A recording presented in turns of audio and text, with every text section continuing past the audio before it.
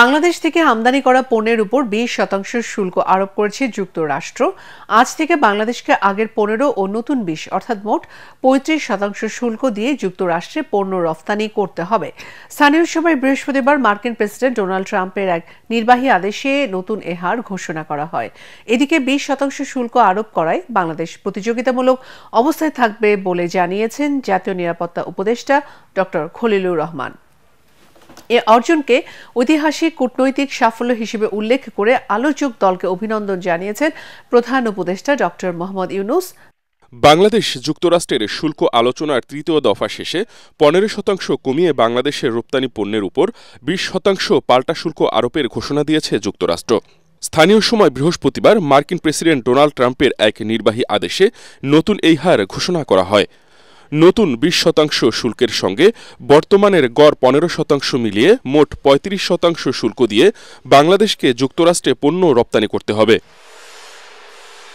ট্রাম্পের ওই নির্বাহী আদেশ হোয়াইট হাউসের ওয়েবসাইটে প্রকাশ করা হয়েছে।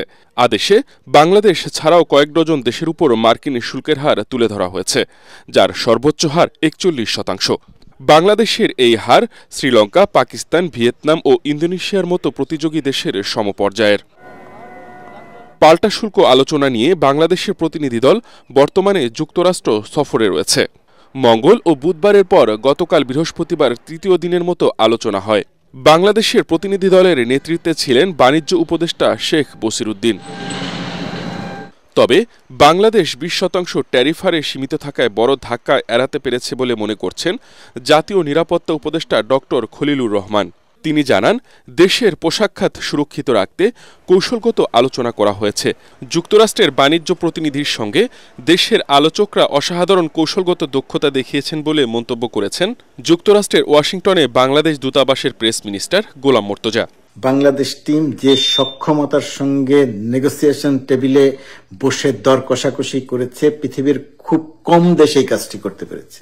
নিরাপত্তা উপদেষ্টা ডক্টর খলিলের যে পারফরমেন্স আমি আলোচনার টেবিলে এবং তার বাইরে বিভিন্ন জায়গাতে নিজের চোখে দেখলাম, এটা যে কোনো দেশের জন্য গর্বের ব্যাপার।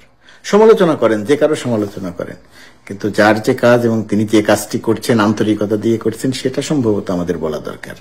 এদিকে যুক্তরাষ্ট্রের সঙ্গে বাণিজ্য চুক্তিতে বাংলাদেশের পণ্যের উপর শুল্ক হার কমে আসায় একে ঐতিহাসিক চুক্তি আখ্যা দিয়ে আলোচকদের আন্তরিক অভিনন্দন জানিয়েছেন প্রধান উপদেষ্টা অধ্যাপক মোহাম্মদ ইউনূস।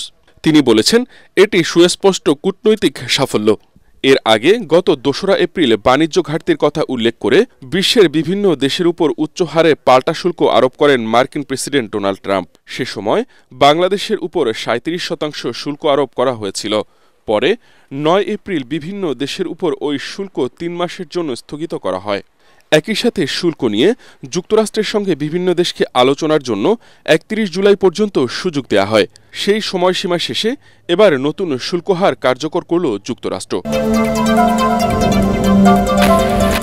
জুলাই সনদ বাস্তবায়নে যেসব প্রক্রিয়া সম্পন্ন করা প্রয়োজন তার সবই করেছে বিএনপি। 51টি বাদে বাকি সব সুপারিশে ঐক্যমত কমিশনের সাথে দলের কোনো দ্বিমত নেই বলে মন্তব্য করেছেন বিএনপির স্থায়ী কমিটির সদস্য সালাউদ্দিন আহমেদ।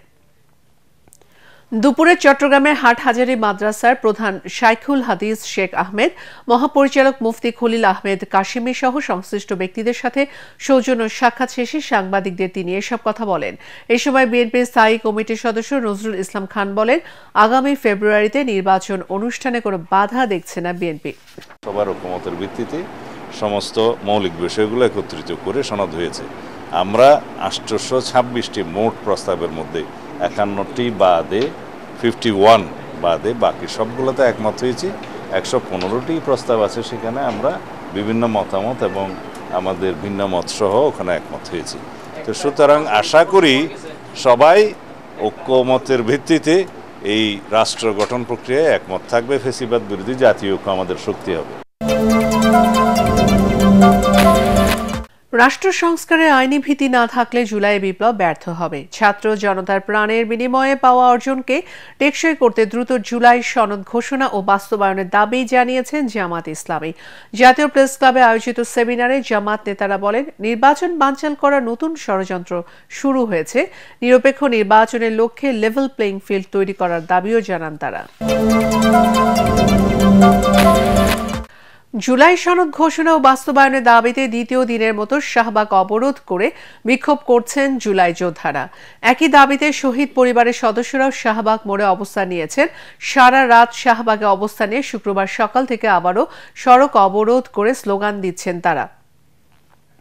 এতে শাহবাগের প্রধান সড়ক দিয়ে বন্ধ হয়ে গেছে যান চলাচল। ভোগান্তিতে পড়েছেন হাসপাতালে আসা রোগী ও সাধারণ মানুষ।